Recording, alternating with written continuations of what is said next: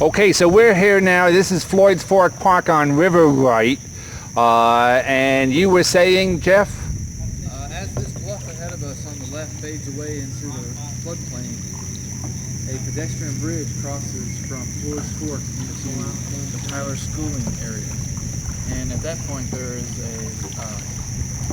it's considered to be a overlook at the bridge for the creek and potential landing there to get out at the bridge.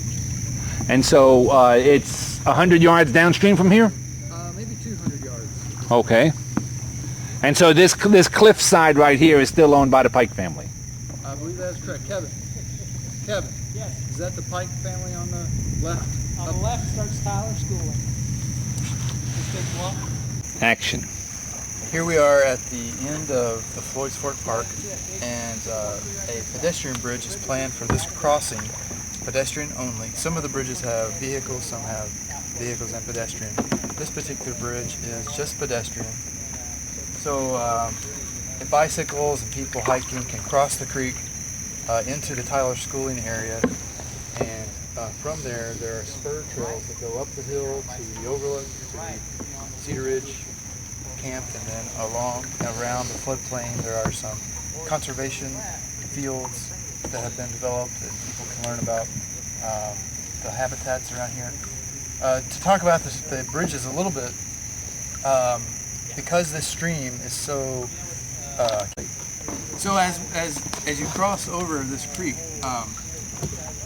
we have a bridge here, and as we were thinking about the bridges, we had to consider how violent the creek can be and the scouring and the flooding that can happen.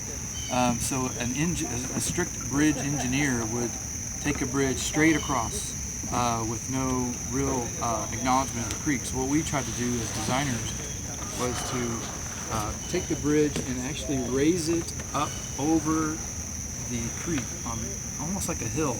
So as one crosses, you get the sense that you're crossing something, and you have a high spot where you can stop and look at the stream, as opposed to current bridges nowadays that are really designed for the automobile, and they're a straight shot across the creek.